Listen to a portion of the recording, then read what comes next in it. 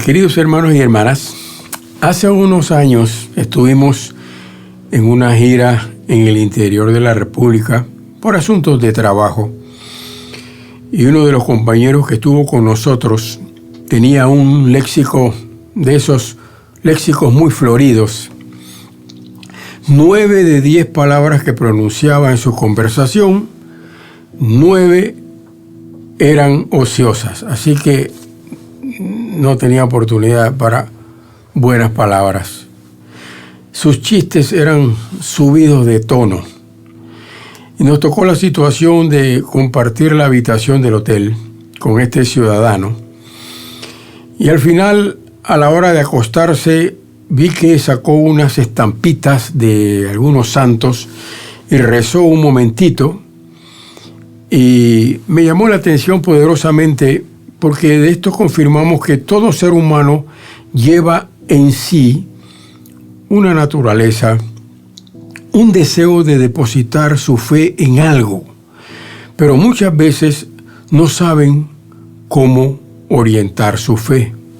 Quisiera hablarles sobre el tema, el valor de la perseverancia. Tomamos nuestras Biblias y leemos en Hebreos capítulo 12 y versículo 1. Por tanto, nosotros también, teniendo en derredor nuestro tan grande nube de testigos, despojémonos de todo peso y del pecado que nos asedia y corramos con paciencia la carrera que tenemos por delante. La vida es como una carrera de resistencia, como una carrera de maratón, una carrera de subidas y de bajadas, de obstáculos pequeños y de grandes obstáculos. Pablo exhorta a los hebreos que forman la iglesia y les dice: corramos con paciencia la carrera que tenemos por delante. Y Pablo hacía remembranza de las antiguas Olimpiadas griegas. Estas Olimpiadas eran tan importantes para ellos que prácticamente paraban las guerras. Los atletas se sometían a las más rigurosas disciplinas y hasta se sometían a fuertes dietas para mantenerse en forma.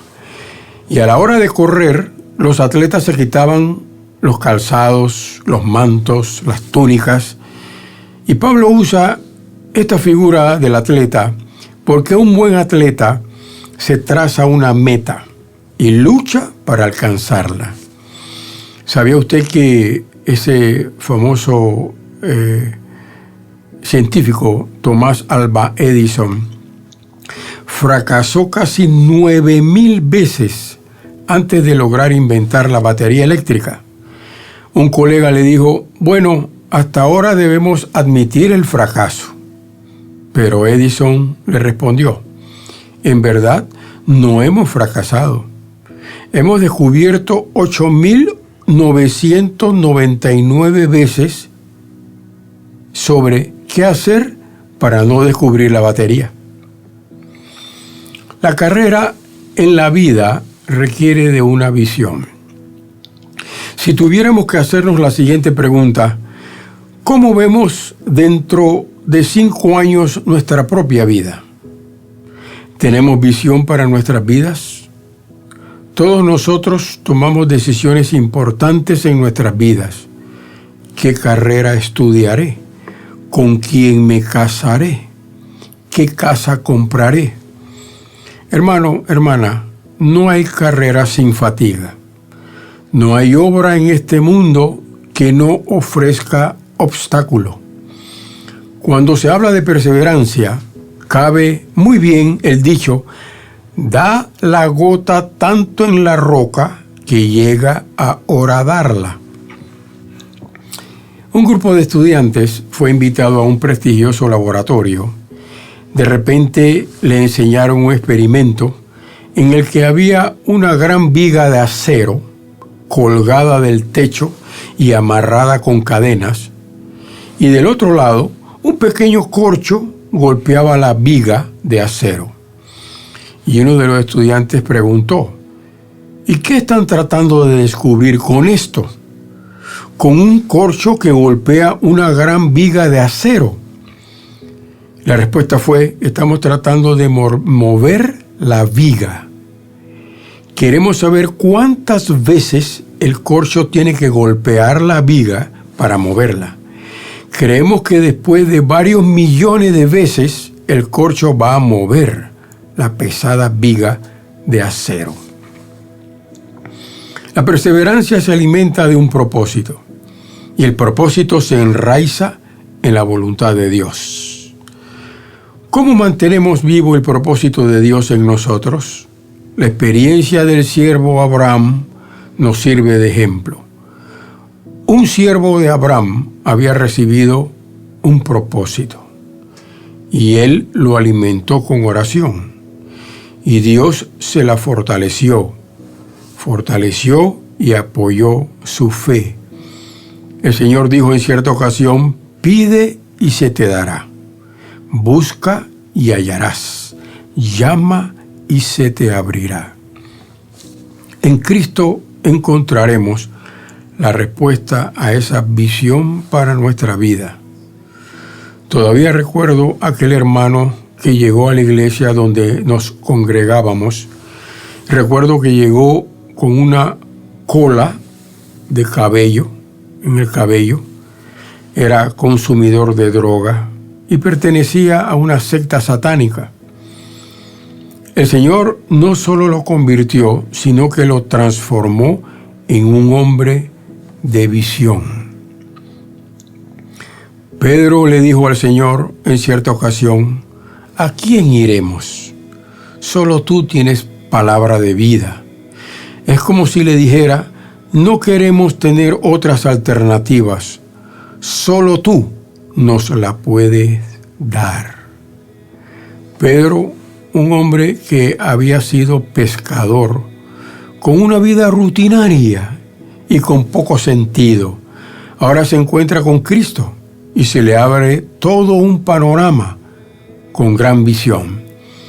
Este mismo hombre, luego de este encuentro con Cristo, este humilde pescador llamado Pedro, pronuncia un discurso ante 3,000 personas y luego nos aconseja: añadid al dominio propio paciencia. Segunda de Pedro 1:6. Cuando el Señor relató la parábola del sembrador, Él resaltó que el fruto que cayó en buena tierra es un fruto que se da con perseverancia.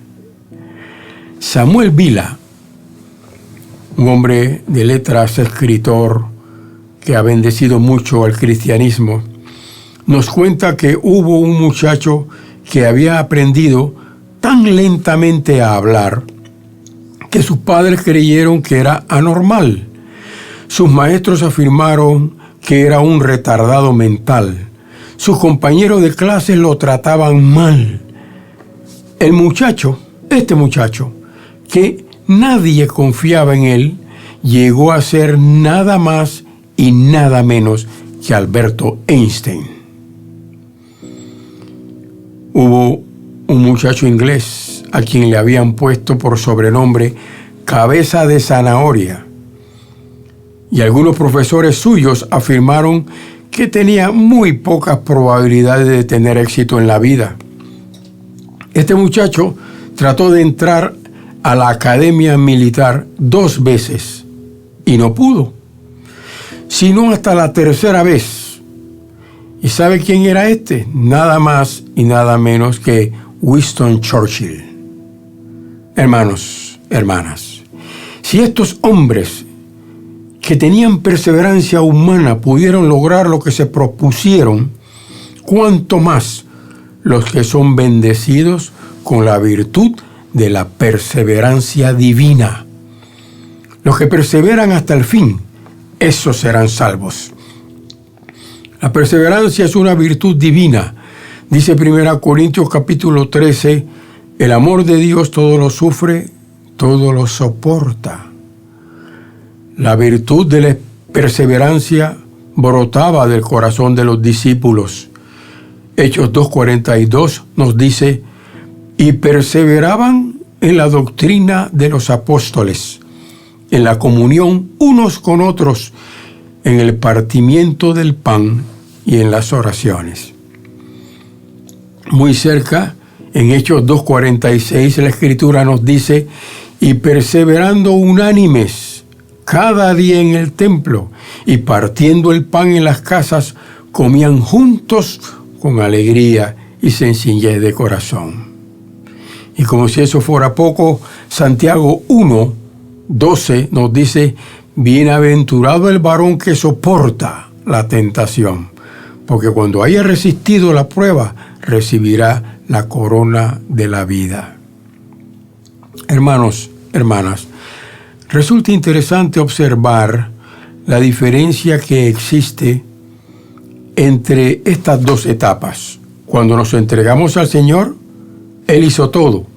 Él nos convirtió, nos santificó y nos dio fuerza para continuar. Y ahora, ya en el camino, nos toca a nosotros consagrarnos y mantenernos en la fe con perseverancia. Pablo escribió inspirado primeramente a los filipenses: hermanos, yo mismo no pretendo haberlo ya alcanzado, pero una cosa hago, olvidando ciertamente lo que queda atrás y extendiéndome a lo que está delante, prosigo la meta. ¿De qué está hablando Pablo aquí? De perseverancia. Y luego le escribió a Timoteo cuando casi ya había concluido un ministerio de grandes batallas y de grandes logros para el Señor: Timoteo, yo ya estoy para ser sacrificado, y el tiempo de mi partida está cercano. He peleado la buena batalla, he acabado la carrera, he guardado la fe. Bendiciones, mis hermanos.